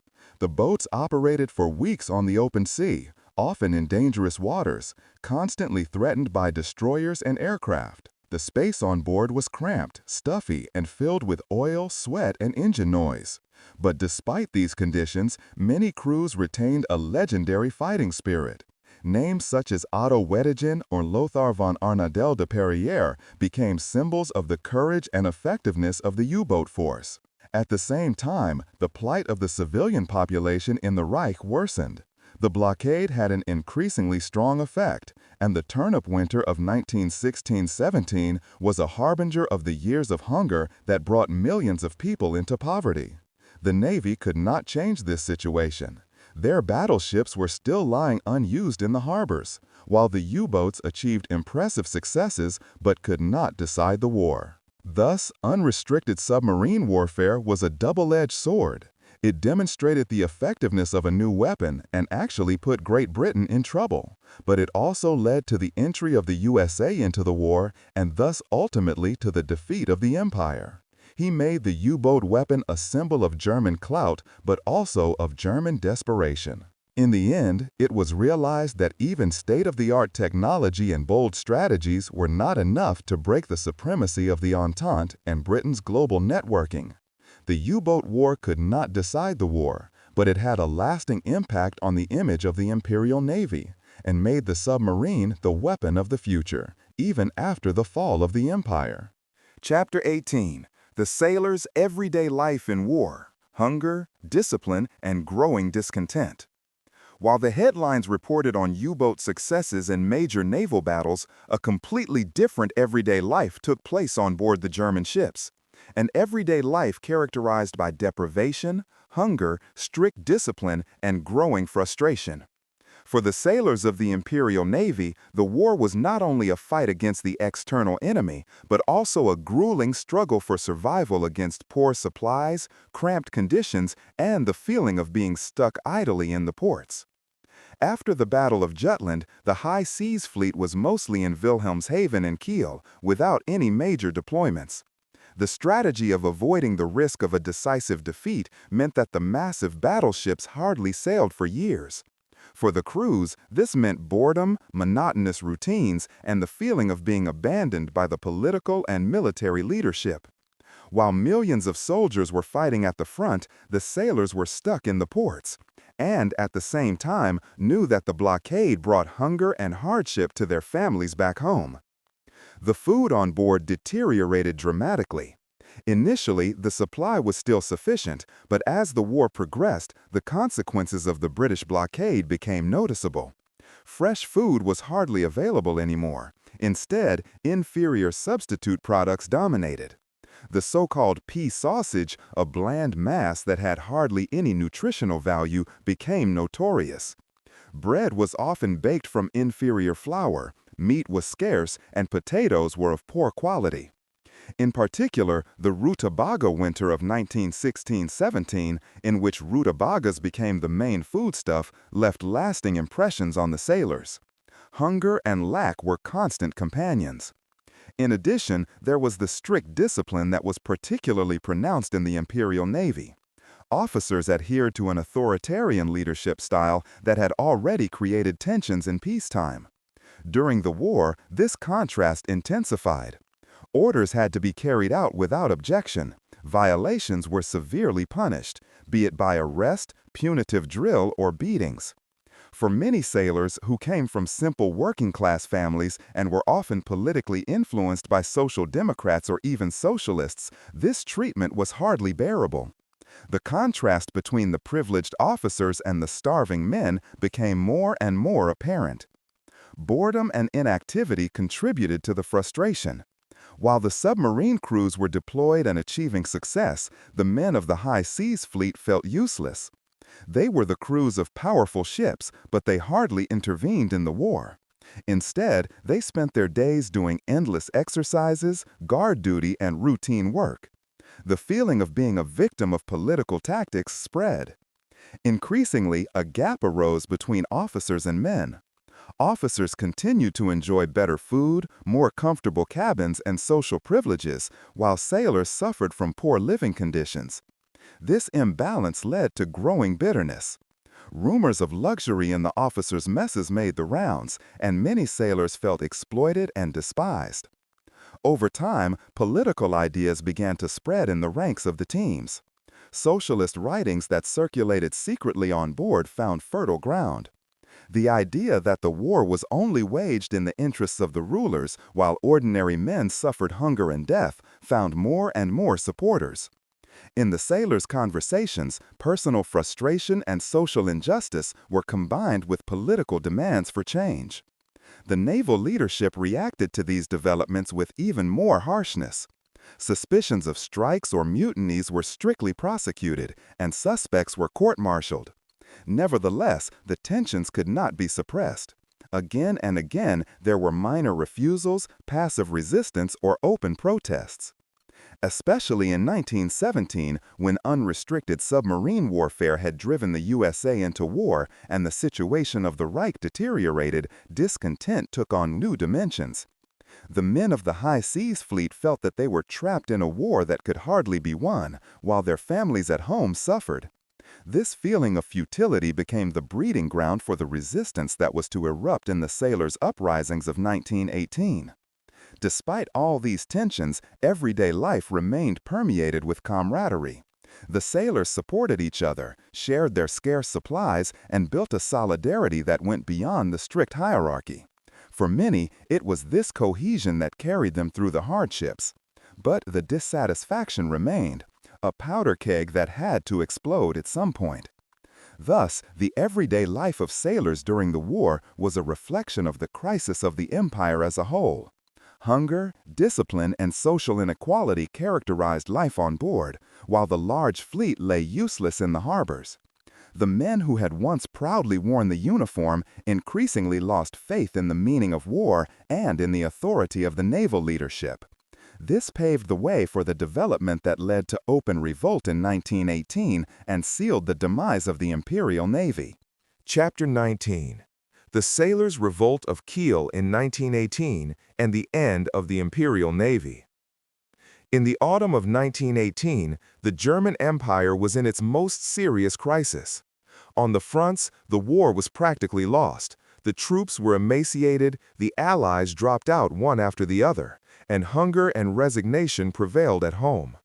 While the political leadership in Berlin was looking for an armistice, a movement developed in the ports of Kiel and Wilhelmshaven that was to become the beacon of the end of the Imperial Navy and the entire German Empire.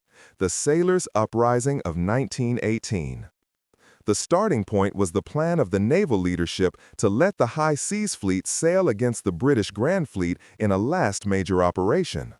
Although it was known that the war was lost, the admirals wanted to sacrifice the fleet in a battle of honor.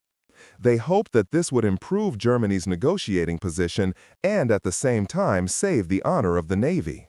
For the sailors, however, this plan meant nothing more than a senseless death sentence.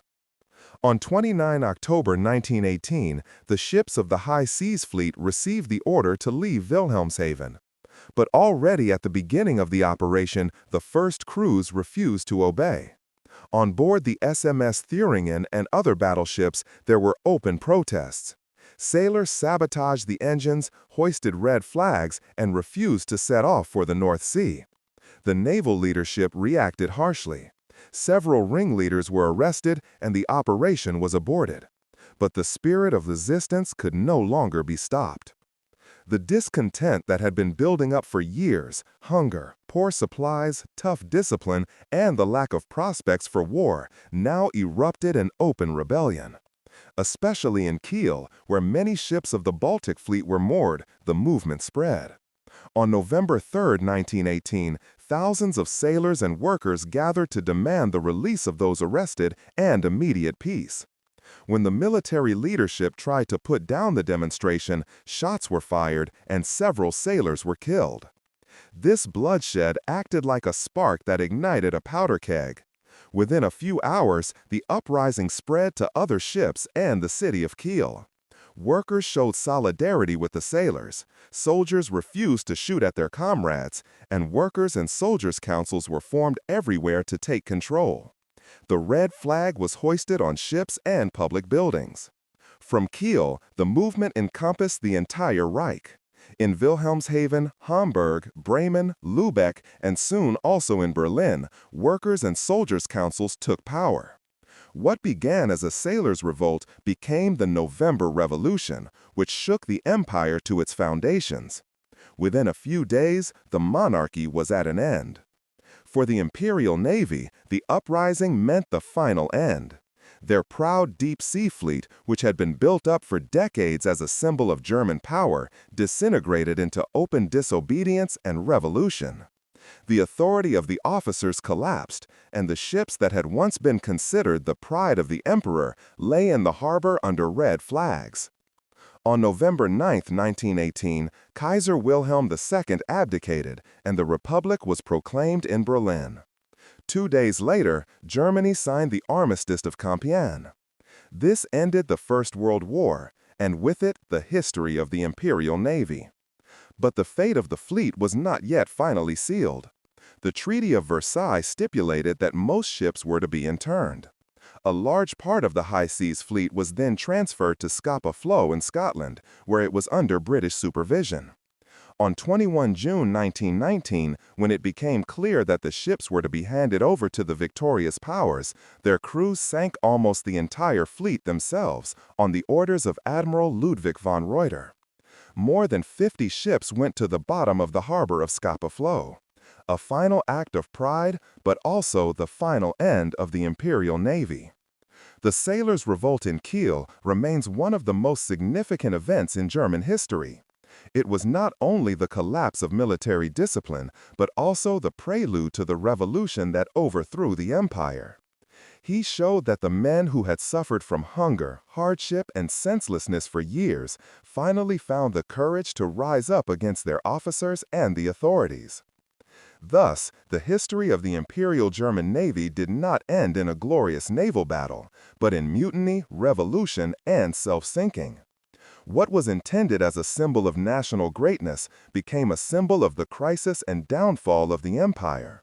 The proud battleships that once embodied the dream of a world power disappeared into the water of Scapa Flow, and with them an entire chapter of German history. Chapter 20. The Aftermath. Versailles, Scapa Flow, and the Legacy of the Imperial Navy. With the sailors' uprising in Kiel, the abdication of the Kaiser, and the Armistice of Compiègne, the Imperial Navy was practically at an end in November 1918. But the fate of their ships, their traditions, and their heritage was to have an impact for years to come. In particular, the Treaty of Versailles and the spectacular self-sinking of the fleet in Scapa Flow in June 1919 put a dramatic end to this last chapter of imperial naval power.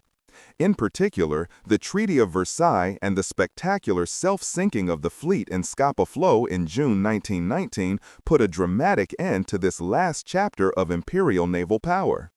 After the armistice, the most modern units of the High Seas Fleet, including battleships, battlecruisers, and cruisers, were transferred to the British port of Scapa Flow. There, they were to remain interned under the supervision of the Allies until their final fate was decided. The crews were reduced to a minimum, but the ships remained under the German flag and formally the property of the Reich. In Germany itself, the mood after the war was characterized by exhaustion, hunger, and political upheaval. The Navy hardly played a role in these months, except as a symbol of the defunct empire. The Treaty of Versailles, signed on June 28, 1919, set tough conditions for Germany. Not only was the army drastically reduced, but the Navy was also allowed to retain only a rump force. Battleships, submarines, and large cruisers were banned. Germany was only allowed to maintain a small fleet of obsolete ships for coastal defense. This meant that the Imperial Navy was finally history. But before the Allies could divide the German fleet among themselves, an event occurred that amazed the world public. On 21 June 1919, the day on which the German delegation was to discuss the signing of the treaty in Versailles, Admiral Ludwig von Reuter, the commander of the interned fleet, gave the order for the self-sinking. In a previously secretly agreed plan, the German sailors opened the valves and flood openings. Within a few hours, more than 50 ships, including 10 battleships and 5 battle cruisers, sank in the harbor basin of Scapa Flow. For the Allies, this was an affront, an act of desperation, and a deliberate disregard for the conditions. For many Germans, however, it was a last moment of pride. The ships that had been built with so much effort should not enter foreign ports as trophies. They were supposed to sink in the waves, self-determined and not as prey. The images of the sinking battleships went around the world. Decades later, this dramatic day was still remembered. Historians argue to this day whether the self-immersion was an act of resistance, honor, or desperation. The only thing that is certain is that it marked the definitive end to the history of the Imperial Navy. But the legacy of the fleet did not disappear completely. In the young Weimar Republic, a small Imperial Navy was created which was strongly influenced by the traditions and officers of the Imperial Navy. Although it was severely restricted by Versailles, many structures and mentalities lived on. The memory of the imperial naval power also remained alive in society, in monuments, in literature, in the stories of former sailors. The submarine weapon in particular, although banned, remained a symbol of power and technical superiority in the collective memory. Many former submarine commanders became legends, their deeds romanticized and glorified. The experience of the Imperial Navy thus formed the breeding ground for later developments, especially for the reconstruction of a German fleet during the National Socialist era. At the same time, the Imperial Navy also left behind an ambivalent legacy. On the one hand, it stood for technical progress, pride, and the hope of making Germany a world power. On the other hand, it was part of a policy that led to isolation and the First World War. Their existence was closely linked to Tirpitz's naval policy, which exacerbated relations with Great Britain and drove the empire into the arms of the catastrophe. In the culture of remembrance, the Navy was often glorified. Veterans associations and traditional associations cultivated the image of a proud, undefeated fleet that had perished not by weapons but by betrayal and revolution. This legend of the stab in the back also found its echo in the Navy. In fact, however, it was not the revolution but the military and political reality that brought the end. In many respects, the Imperial German Navy was a reflection of the German Empire itself. Ambitious, technically advanced, full of self-confidence, but ultimately defeated by internal contradictions and external superiorities. Its history did not end in triumph, but in self-absorption and revolution, and yet it left traces that reached far into the 20th century. So the memory of the Imperial Navy remains ambivalent. It was a symbol of power and modernity, but also of arrogance and miscalculation. It shaped the image of the empire externally and shaped its self-image internally. Their demise in Scapa Flow was more than the end of a fleet. It was the symbol of the demise of an era.